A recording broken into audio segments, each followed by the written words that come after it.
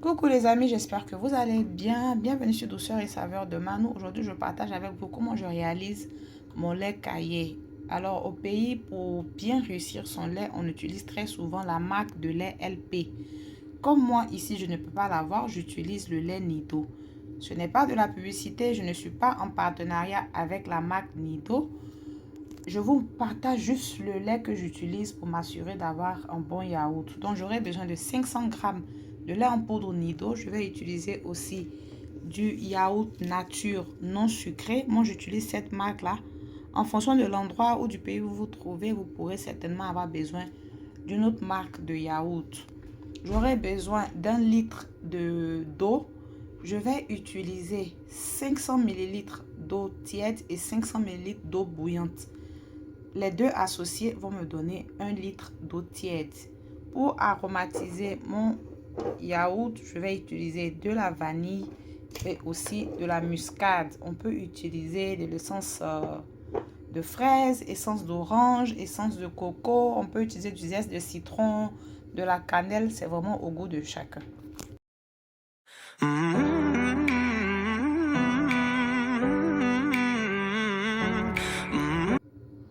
Donc là, dans mon bol, j'ai mis 500 ml d'eau bouillante. Je viens rajouter 500 ml d'eau froide, ce qui me donne de l'eau tiède. Et maintenant, je viens rajouter mon lait en poudre. À l'aide d'un fouet, je vais m'assurer qu'il n'y ait pas de grumeaux.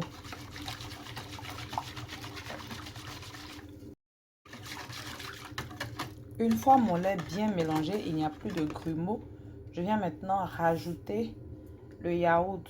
Je l'ai divisé parce que j'ai seulement besoin de 200 grammes.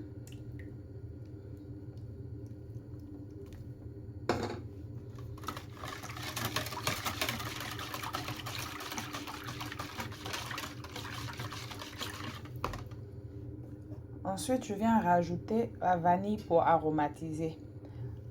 Alors, l'essence que vous décidez d'utiliser pour aromatiser votre yaourt, vous pouvez la rajouter le lendemain, quand votre yaourt a fermenté et qu'il est prêt à la dégustation. Moi, je préfère rajouter la veille avant la fermentation. Comme ça, l'essence, l'arôme, le parfum s'imprègne très bien du yaourt. Je vais aussi rajouter la muscade, l'équivalent de la moitié d'une cuillère à café.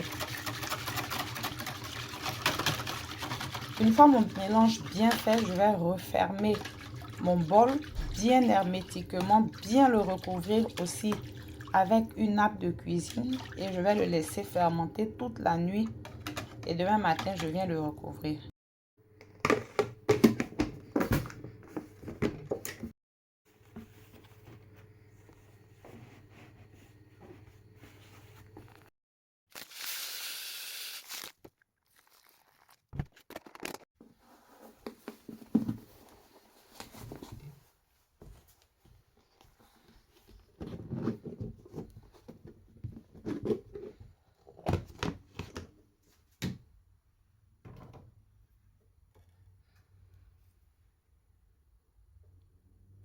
Donc là, nous sommes au lendemain matin, c'est le moment de vérité. Comme vous le voyez, mon yaourt, il a bien pris. Je tiens à préciser que hier nuit, quand j'étais en train de faire le yaourt, il faisait moins 1 degré là où je vis. Donc, il faisait très froid. Et ce matin, malgré le beau temps, il fait quand même 6 degrés dehors. Donc, pour aider à la fermentation de mon yaourt, j'ai préchauffé mon four à 50 degrés pendant peut-être 5 à 7 minutes. Je l'ai éteint avant de mettre le lait dedans. Donc là, tout ce qui reste à faire, c'est de sucrer le yaourt. Moi, je vais utiliser du lait concentré sucré. Vous pouvez utiliser du miel. Si vous ne consommez pas de sucre, vous pouvez aussi utiliser du sucre sans calories, le sucre pour diabétique, Canderel. Ça dépend de tout un chacun. Et comme je l'ai déjà aromatisé la veille avec la muscade et la vanille, il n'y a plus grand chose à faire. Juste mélanger pour obtenir un bon yaourt.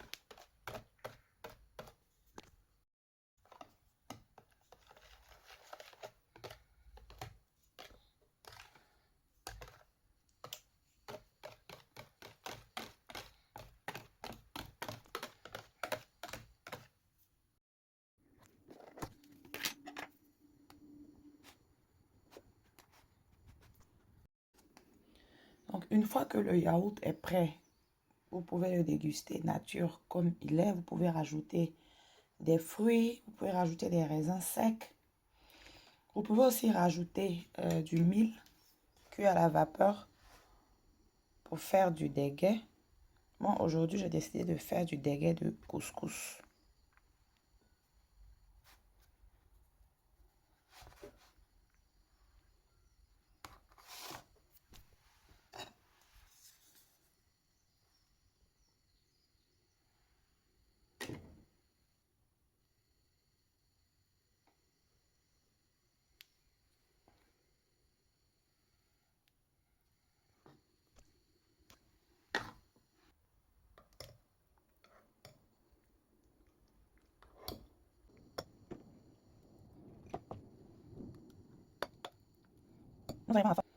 Nous arrivons à la fin de la vidéo. J'espère qu'elle vous aura plu. Votre yaourt, après l'avoir sucré, vous le conservez au réfrigérateur. Et plus il reste au réfrigérateur, plus il s'épaissit.